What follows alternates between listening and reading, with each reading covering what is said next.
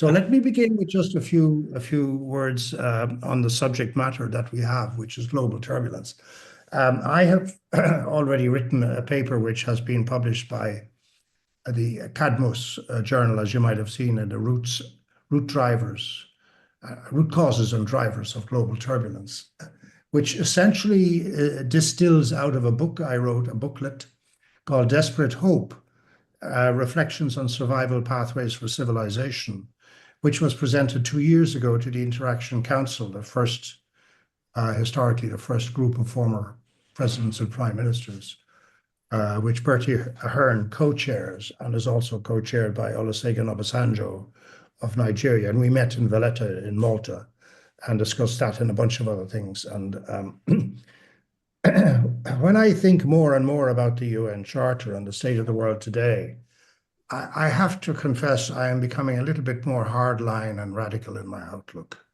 And so the comments which I'm about to make to you now, just by way of introduction, may sound a little bit severe. And you're going to hear some things that others have already said, and some of what I say you might agree or disagree with. But let me begin as follows. Briefly, just to say the following.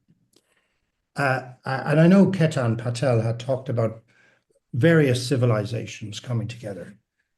When I'm 71 years of age, and I look back on the late 20th century as an extraordinary period of time when global telecommunications, global travel, global trade, global financial flows really came into being. Globalization really took hold. And I think we enjoy today the first truly global civilization. We may have little subsets of civilizations in that, but we have the first truly global civilization. And because it is so new, the challenge of securing adherence to its founding principles, that is, in essence, the UN Charter, and indeed its vaunted universal values, Universal Declaration of Human Rights, is one major factor why it is so turbulent, because it is so new. But there are other factors, principally the accelerating rate of change itself, and most importantly, the viral spread of corruption, which leads to regulatory erosion, institutional dysfunction, and in too many cases, state capture by vested interests, culminating in leadership cults and autocracy. Now, in our little get-together a few weeks ago in the south of France, this small group of 12 of us distinguished between normative globalization and corporate globalization. Normative globalization is rooted in our first global constitution, the UN Charter, and the Universal Declaration of Human Rights, and the extraordinary growth in the body of treaties and international law and related institutions, which today govern relations between states and is inadequately recognized as the quintessential foundation for our sustainability. In some contrast, corporate globalization, rooted in trade and investment, has been the corresponding bedrock of growing prosperity.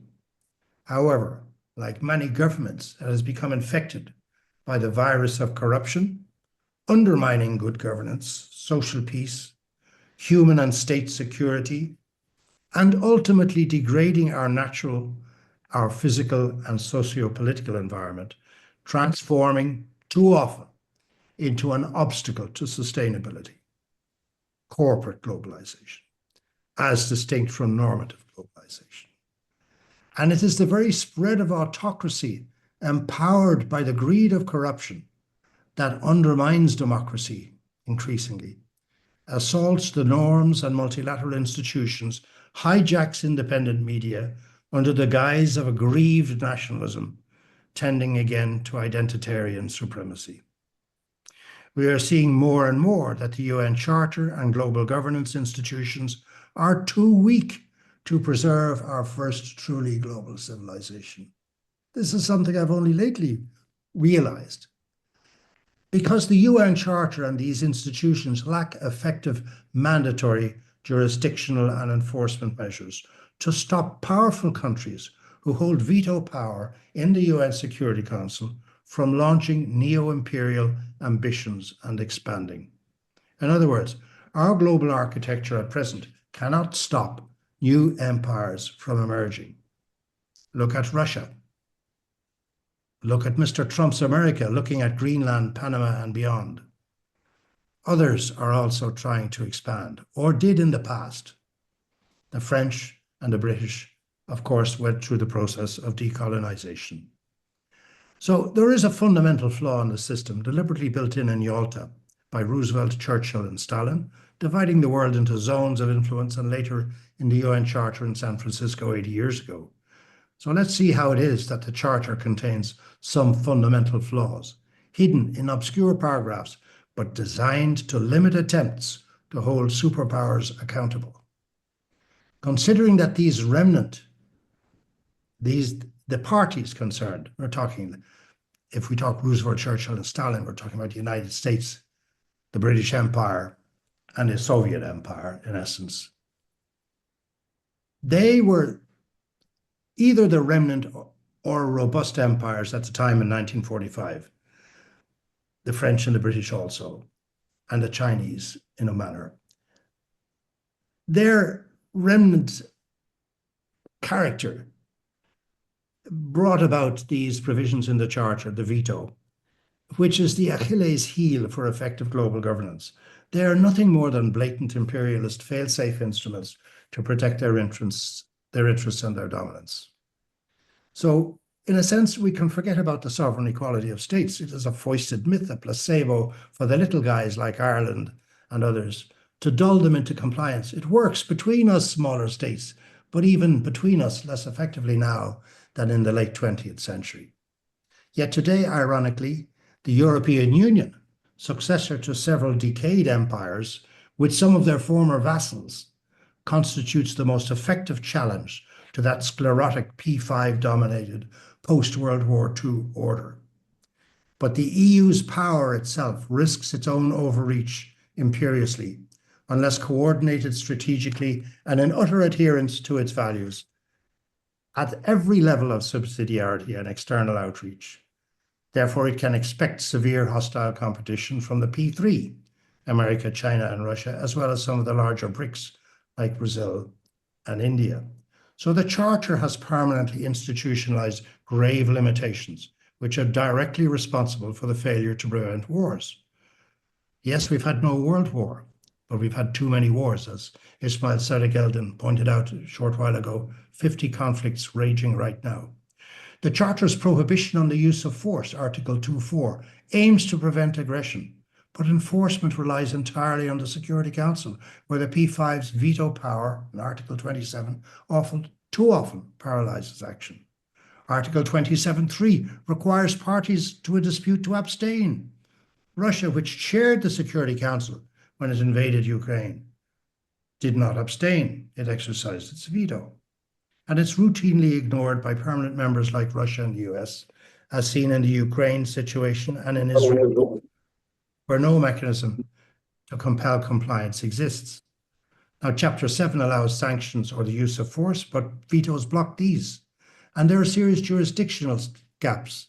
The ICJ, the International Court of Justice, requires state consent. But if there is no state consent, its role is basically non-existence for non-consenting states. The International Criminal Court can prosecute individuals for aggression, but only under strict conditions. Then we have the Kampala amendments, excluding non-party states. Neither court can directly prevent imperial expansion. The Liechtenstein veto initiative under UN General Assembly Resolution 76/262 ensures that the General Assembly conducts debates post-veto, but its consequent resolutions are non-binding. They offer moral pressure, but no enforcement. Hence, the General Assembly can expose, but not curb, impunity. So, in a sense, we have a spanner in the works. It gridlocks the system. The Charter entrenches a system where empires or powerful P5 states can expand unchecked if they hold veto power, undermining sovereignty and collective security. The UN and the P5 have abjectly failed from the very beginning to save succeeding generations from the scourge of war. In fact, they have failed so miserably that today outright genocide is being normalized by some of them, either directly, as has been claimed, Russia in Ukraine, or in other places, or their de facto protectorate vassals, whether in Gaza or beyond, or in Ethiopia, Sudan, or Myanmar. The allegations of genocide abound. The flaw lies in prioritizing superstate sovereignty and P5 privilege over enforceable global norms.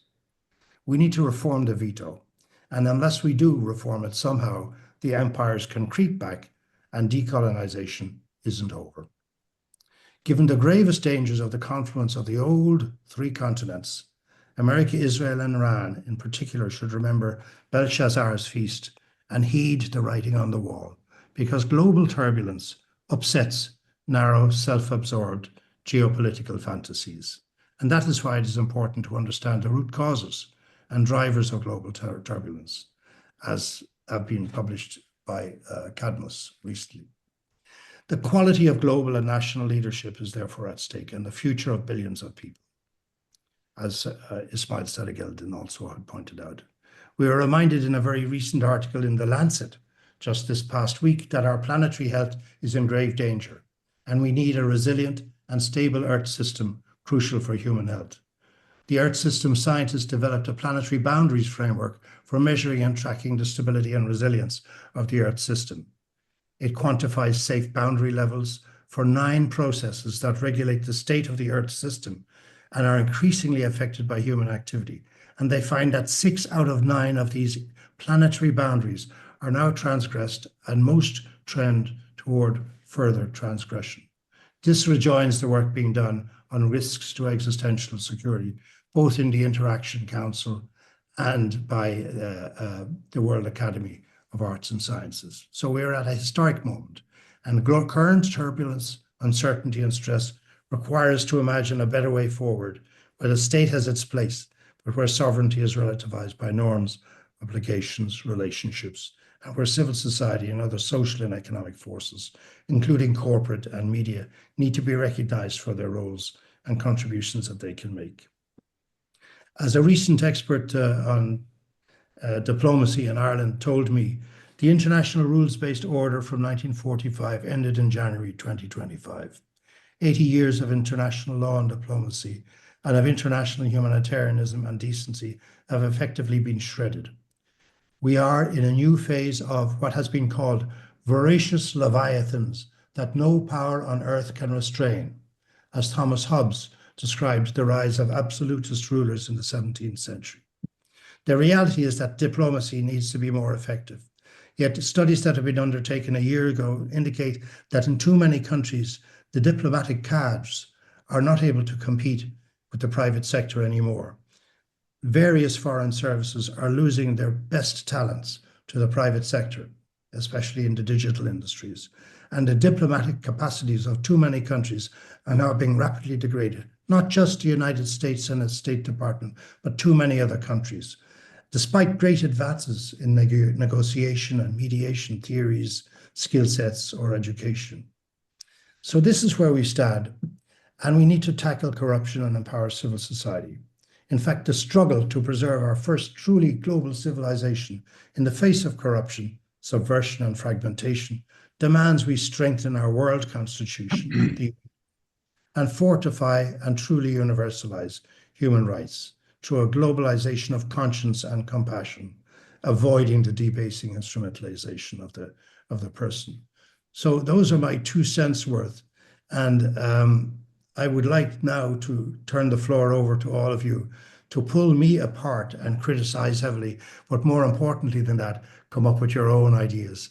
And so we shall begin with ladies first. Elena Mustakova, would you like to kick us off here with your top points of the hour?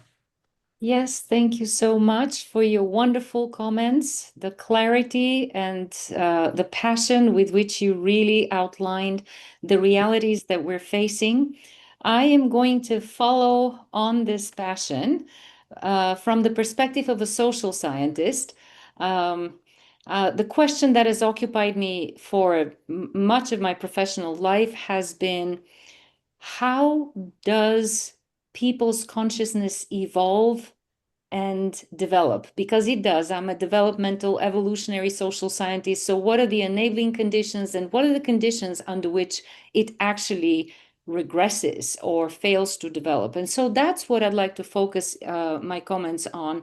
And in particular, I'd like to focus on what I see as two central enabling conditions.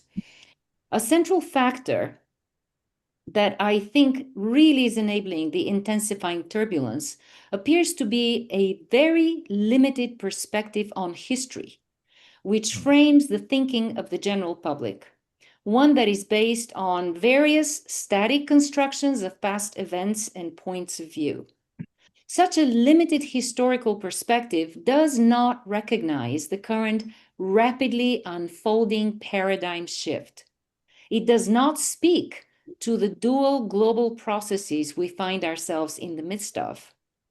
Nor do ordinary people hear and grasp that we live in a defining moment in history. And after all, we know that education has a lot to do with the evolution of consciousness in human development. Educational curricula across disciplines and levels of education still rarely, if ever, acknowledge that we're living in the midst of a major paradigm shift, a transition of civilizations. That's really not what you hear in classrooms and university auditoriums. Young people, and the general public do not hear that a particular long dominant worldview and organization of life has actually exhausted itself and a new one is emergent. The groups of us who are working in this field understand that, but we need to speak much more broadly to the general public and educate the general public. We have the dying out of a collective system based on extraction, profit, and the rule of might, as was said earlier, as dominant values, where human life is expendable. And that dying out is apparent in the social, environmental, and global collapse that we're living. Yet, this process is rarely, if at all, meaningfully explained in the public space. And as the transition is becoming quickly increasingly palpable, the initial excitement around liberal democratic values is giving way to panic, of course, with the collapse of familiar world, a panic which is systematically fed by the divisive forces of the old world.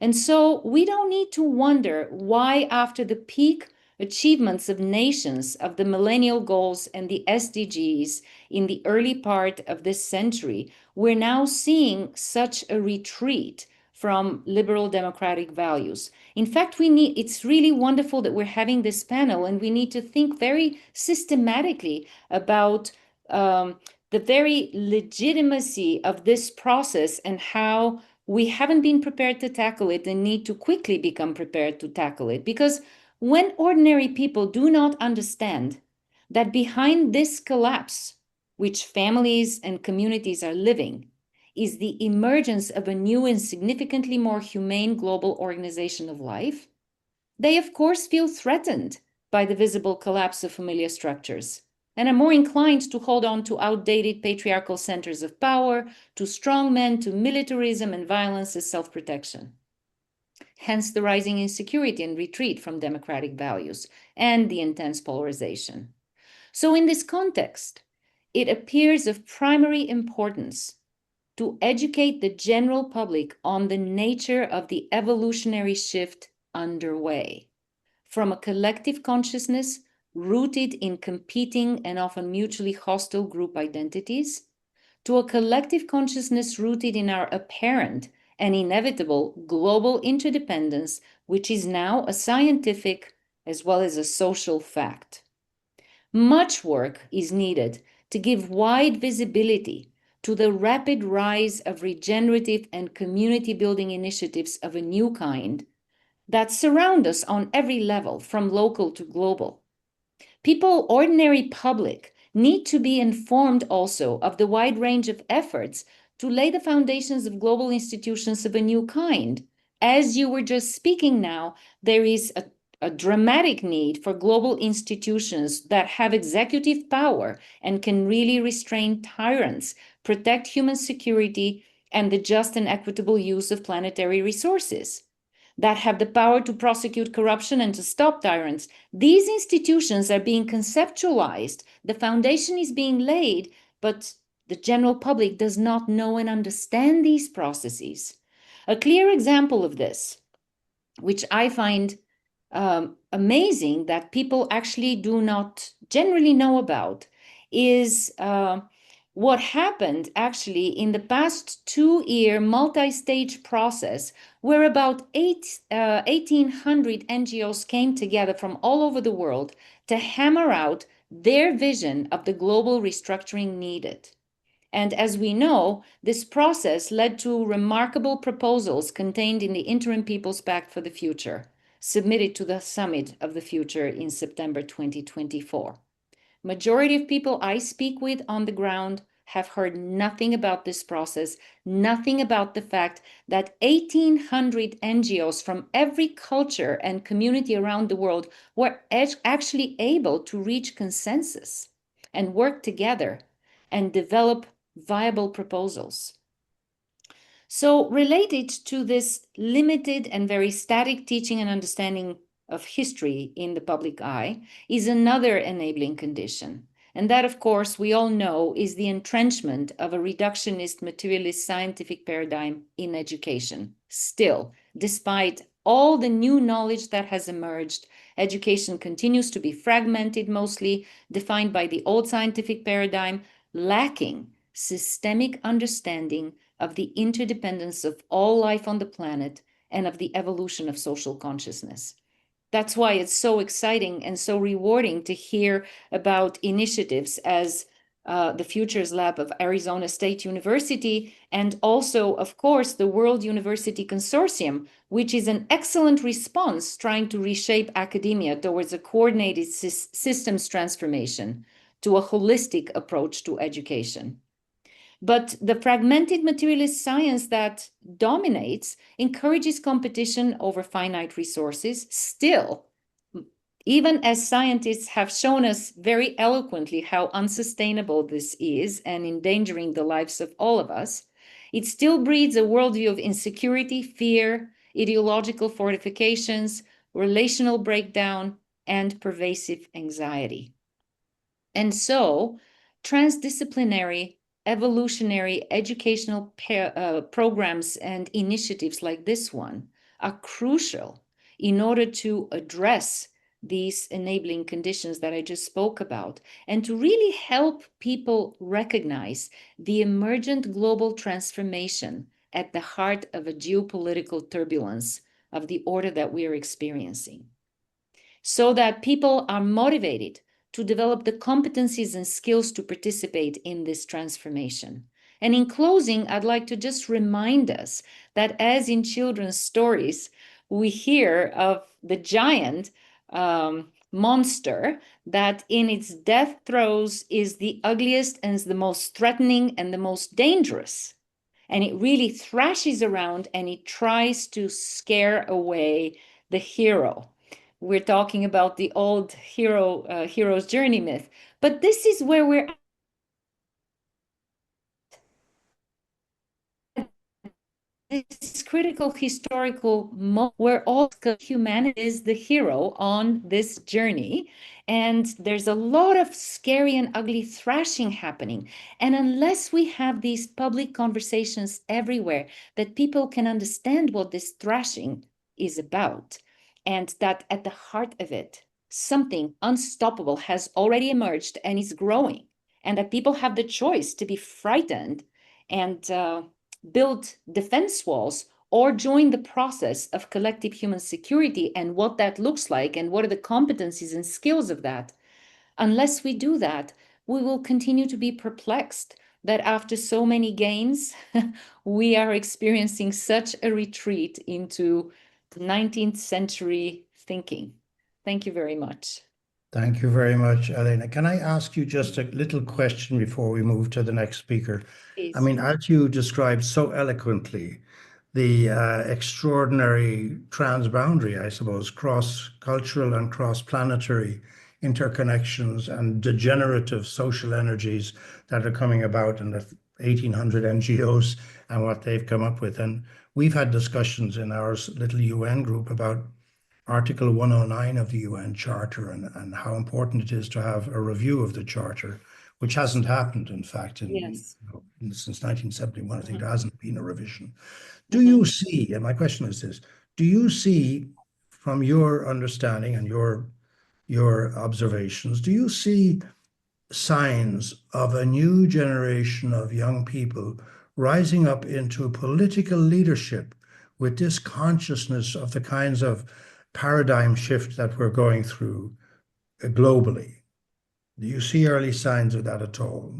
And what would you think would be the way very forward important for question. political Important leadership to grip it? You know, I would be hard pressed to say that I see young people that are trained in the political leadership needed. And I think that's part of the problem. I do see the rise of young people who are ready to undertake all kinds of initiatives in very, very bold thinking. But are they trained in the political process of transformation? I am not so sure about that. It feels to me that a lot of political science education is dominated by the old geopolitical perspective. And so that's where I see educationally the big breakthroughs that are needed now. There needs to be a generation trained, and I think you pointed to that very well, a young generation trained not just in love of humanitarian regenerative values and bold, creative, innovative thinking, but also trained in disciplined, strategic approaches to the political reality. I haven't seen that yet. And I hope I'm wrong, but that's my impression. We have a way to make a go. comment? Yeah, please.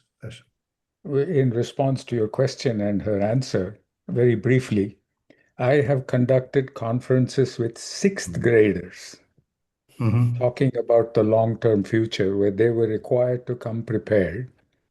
As it turns out, when you lay it down at their level as to what is happening, you would be amazed at their understanding and their, or how do I put it, their willingness to cooperate in a bottom-up fashion to make the changes that come about.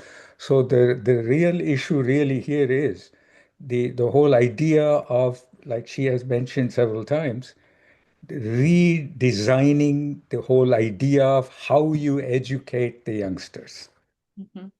How you Because build the skills and the competencies. because this is a generational change. It's not going to happen tomorrow.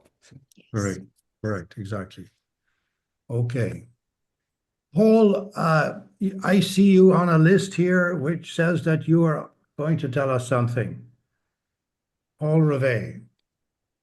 Thank you very much, Francis. Thank you especially also for your opening remarks, which I will build upon, from the World Academy for inviting me to this fabulous program and this wonderful conference.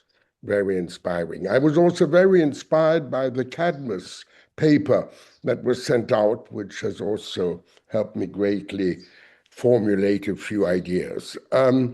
And again, Dr. Elena MUSTAKOVA, many thanks for your opening remarks. Why? Where you mentioned history.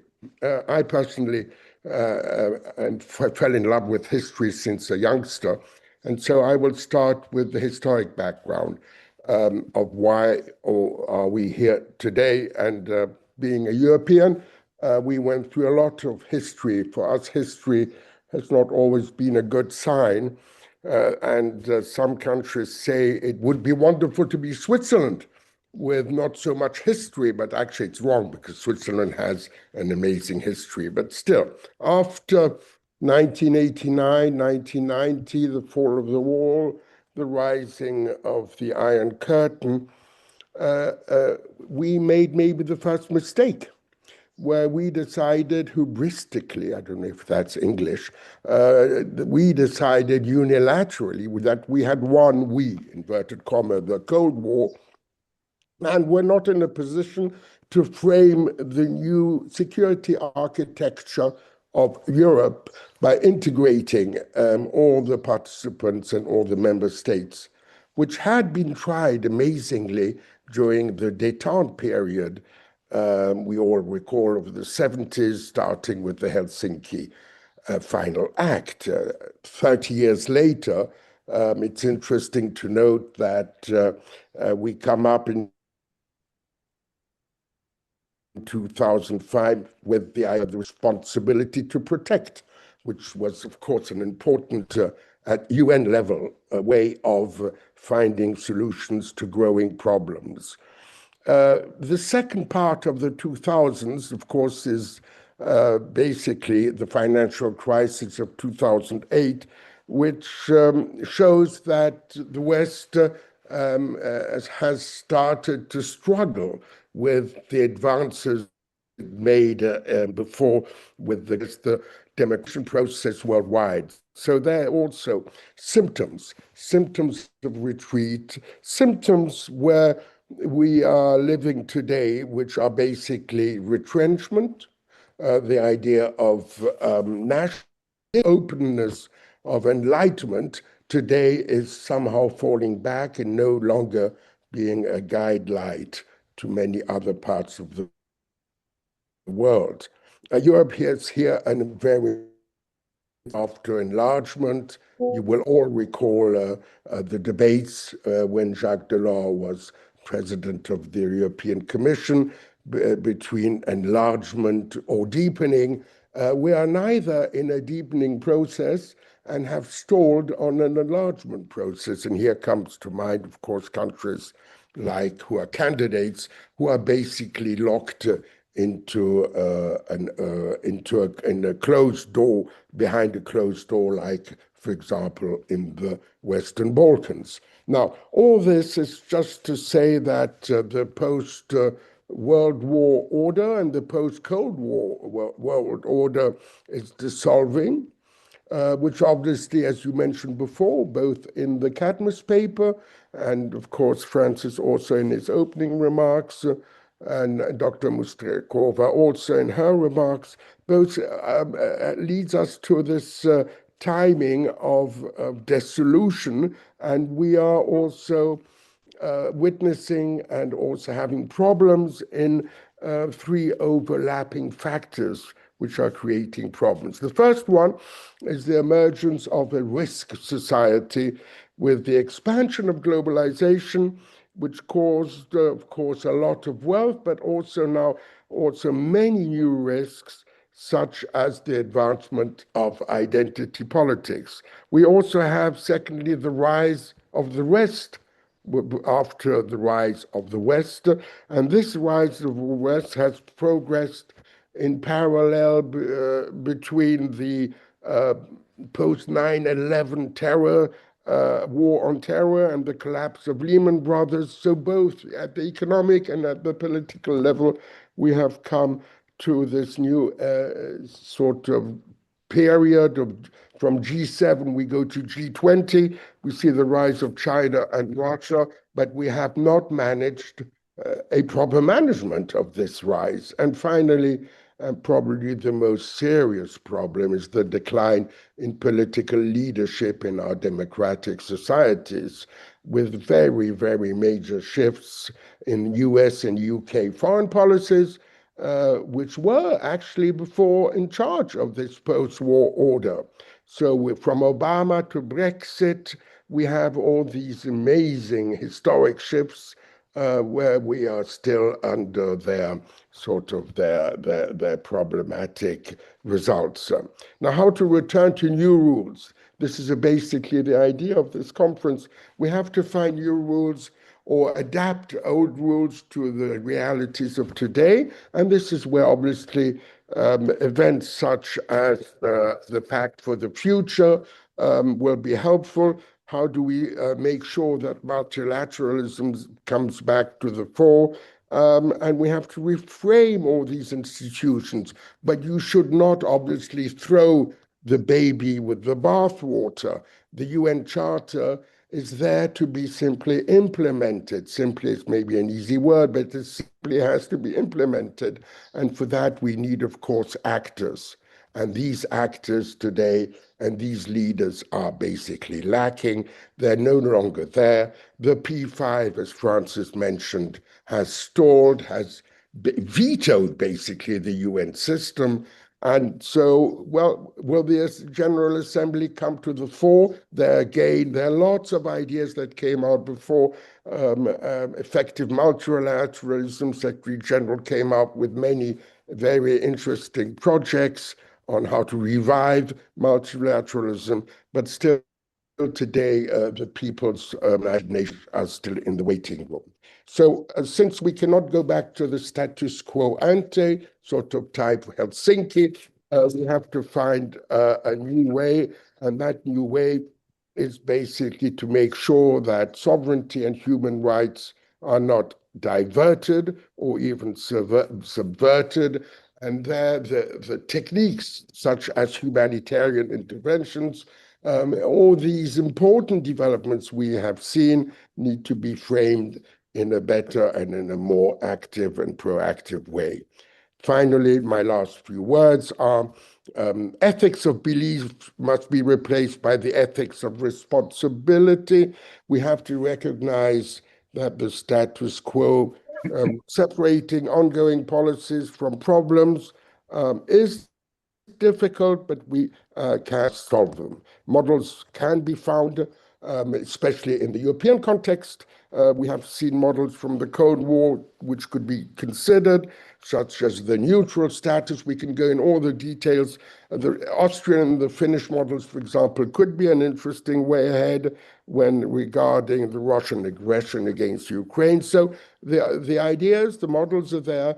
But still, again, what is lacking at the end of the day are leaders that will make sure that these models can be implemented and accepted also by the international community. These were briefly a few words I wanted to share with you for the upcoming discussion. Thank you very much. Frank, you have to open your. Thank you very much, Sorry? Paul. You mentioned the ethics of responsibility. Just by way of interest for those who may not know, the Interaction Council a few years ago came out with a Universal Declaration of Human Responsibilities to be, as it were, the complement to the Universal Declaration of Human Rights. And the idea that, you know, we don't have rights without responsibilities. There would be duty bearers, as Mary Robinson said, as well as rights holders in the whole discourse on rights and development. The Sustainable Development Goals, of course, it was said that by previous speakers, Ismail Sadiq-Aldin in the first panel, that this was the miracle of the Millennium Development Goals, which became the SDGs. One of the biggest shocks that I experienced in recent years, apart from Russia's invasion of Ukraine, was the American denunciation of the SDGs recently in the General Assembly. They denounced diversity and inclusion and equity inclusion, but also denounced the Sustainable Development Goals. And there seems in retrospect to have been times when the international community has come robustly together for something dramatic and transformative. Not just the Charter, but around the Millennium Declaration itself, from which comes the Development Goals. But the Declaration itself was the first time that the world community came together with a very clear prescription as to how to translate the Charter into very specific types of institutional imperatives, a part of which was the MDGs, the Millennium Development Goals. And the whole thing was blown out of the water by the time we came to the conference in Monterey on the financing of development because of 9/11 and the war against terror. Blew it out of the water. And the same thing happens now. We come together with the Secretary General last year with the Pact for the Future. And lo and behold, the SDGs are blown out of the water again. How can we mend this broken world? This is, I think, the challenge that we face, and ethics of responsibility is definitely part of that. Leadership responsibility and accountability is very much a part of it. Professor Eden MAMUT had some extraordinarily interesting slides that he shared with me. But Eden, can you just bring us to your point of view on all of this and give us the solutions in a nutshell as to how to move us forward? Thank you. Thank you very much, Frank. And thank you for the very nice and friendly introduction to this panel. So in any case, we have to say that we are so proud in this very anniversary, let's say, event, this 65 years of WAAS. And I think the basic element that in some way was cooked out into these interventions here. It was the idea of ethics of responsibility. This is a fundamental issue because I am from the Black Sea, very close to the place where you are. Last summer, I spent also an excellent week in Rhodes Islands. And I know when you see the blue of the Aegean Sea and the surroundings of the Rhodes Island, you could not remember about the old times, the let's say old Greek antiquity, when in the region actually we had an economy at a very physical level, so an exchange of goods by boats and so on. So at one point when this trade was let's say, passed by the flows coming from the Far East and from the Northern Europe, we had also the need for establishing some rules. So it was the famous War of Troy, when the groups, the large groups controlling the region, they clashed. And it was the whole need to search and to look for some rules. So later on, when it was the next evolution from, let's say, this physical economy into the commercial and the financial type of evolutions, we have seen another need in the Western Europe, the fantastic, let's say, achievement of Magna Carta as the frame for establishing the, let's say, platform for state of law and of rules in defining, let's say, the relations between different states.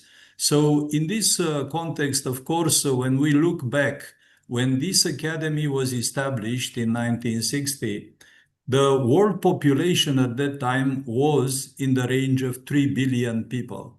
So we are now more than 8 billion, so we are almost 3 times more as population in just a lifetime. So in all this demographic evolution, the access to the resources, the use of the resources with very poor efficiency, and the depletion of all these, let's say, resources with a huge impact on the environment was something that is in our eyes because we witnessed what happened around. And this aspect of moving forward, getting the access of these resources with such a low efficiency cannot move further.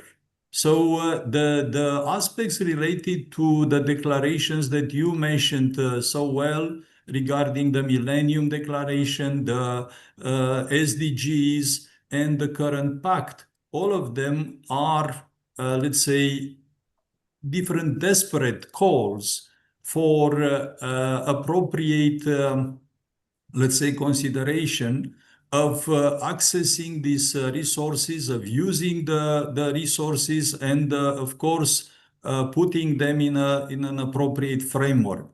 So in that respect, I could add to the very nice ideas that have been mentioned here by Elena and by Paul regarding the need for education and the need for, let's say, growing up these new leaders with the vision of transformational, let's say, aspects, I think there is also a need for reconsidering the way in which we are judging, actually, from the scientific and engineering point of view, the processes around us.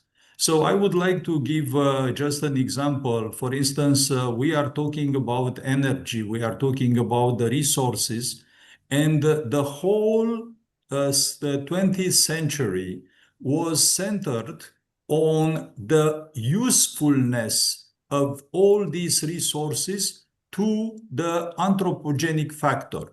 So the whole evolution for more than 1 century around this period of history was centered on what is useful for the anthropogenic factor, without paying attention to what was depleted, what was dissipated, what was impacted in the environment.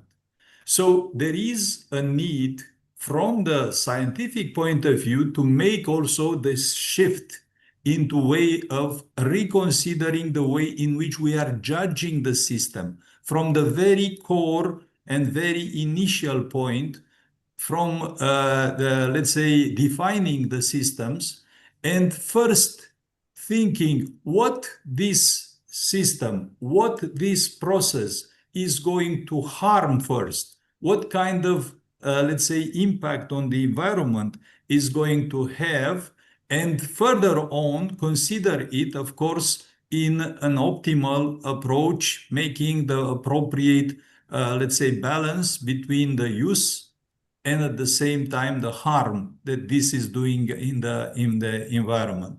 So from that perspective, I fully agree that the solution might be these, let's say, three aspects or three elements that we are looking to the symptoms. So first of all, the rules. So the way in which we want to define a proper framework in which a humanity that is, for the time being, 3 times more than it was in the past, but very, very soon there will be even more. So a humanity distributed radically different. So if we look now, we can see the let's say, population growth, which is the highest in African continent and the highest also in Asian continent. So in this redistribution of population globally, with a different and redefined access to the resources, the second aspect is the way of educating, let's say, the future generations on using the resources, on evaluating the impact, and at the same time the redistribution of the welfare among the population. And Very of good. course, I would just finally we are talking about the leadership, because the whole element needs a new generation of leaders. Thank you. Okay, I think we are being told we're running out of time, so I'll have to hand over immediately to Seshadri VELAMOOR. Please go ahead and let us have it. Thank you. And I then we hope I have a few minutes left. Yeah, I think so. So Just about. I think most of what needs to be said has been said already, but I'll try to put it in a different perspective. My perspective will be of the deep past and the far future, and within the framework of evolutionary thinking. So the first thing I would point out is that the Royal Geological Society got together some years ago. They are responsible for describing epochs in time, and they came up with the notion to describe our current circumstance as the Anthropocene. Yes. Meaning humans now, with their activities, deserve an epoch for themselves, and they called it the Anthropocene because what humans have done to the planet now is irreversible. With that in mind, I will approach what I have to say in 3 parts. First, symptoms, 2, root causes, and 3, solutions.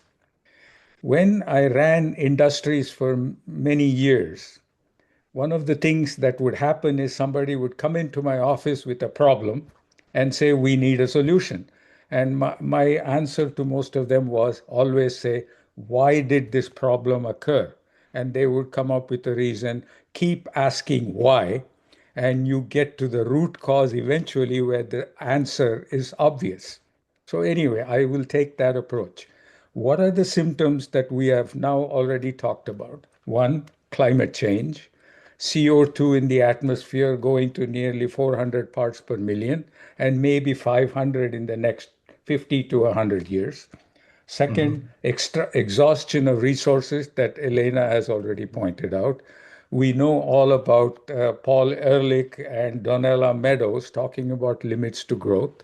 And the idea is when modern statistics have been compared to what they predicted 30 years ago, everybody poo-pooed their findings, but now we find that the curve they described and what's happening today is almost concurrently the same. Third symptom, extinction of species. Professor E.O. Wilson has described in detail that we are losing approximately 10,000 to 15,000 species every year.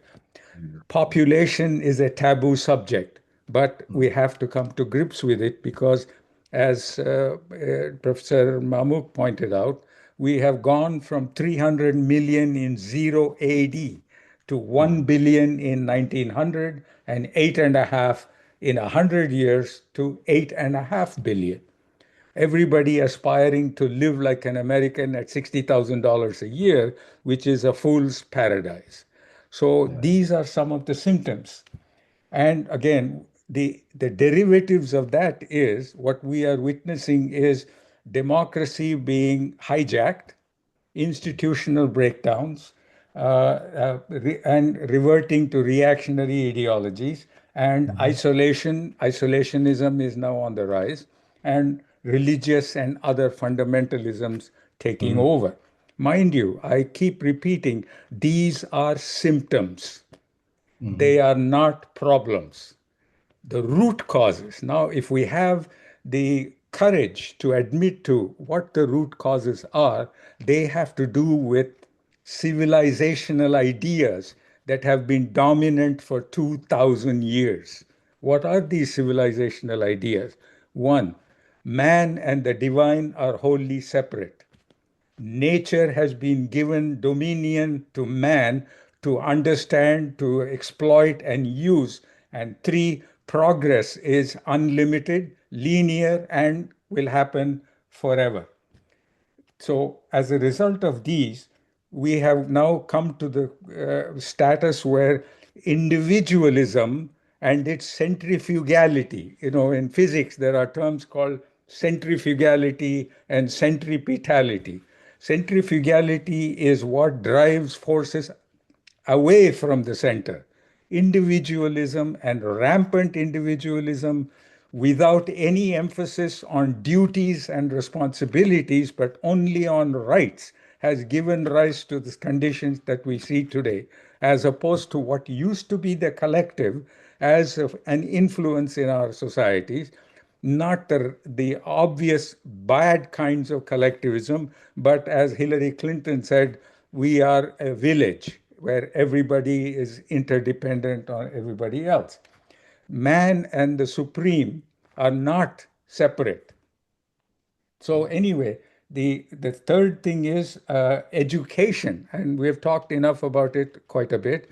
Education has now become, as I describe it, voluntary slavery to the current paradigm of progress, of exploitation, of the use of resources, and we get willing participants because their lives depend on a salary.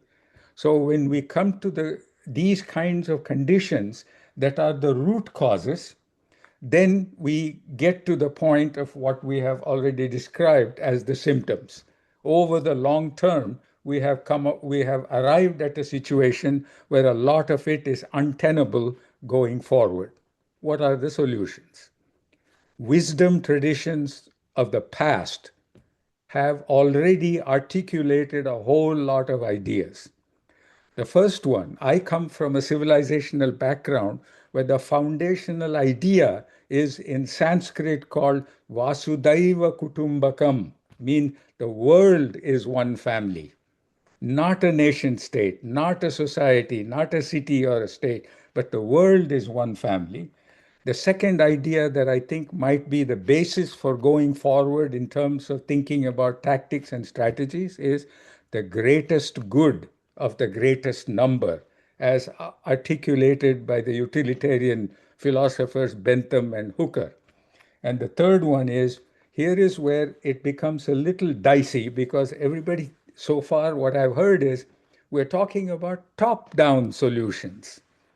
If we were to have followed the top-down solutions, especially as it relates to utopias that have been put forward, we should have already been there. But we are not. And the reason is top-down philosophies with the idea that human agency from the top down is the sole determinant of outcomes is tremendously wrong and false. What is best articulated in terms of what we need to think about going forward is what the poet, the great poet John Donne laid out. No man is an island. Every man is a piece of the continent, a part of the main. If a clod were to be washed away, Europe is the less.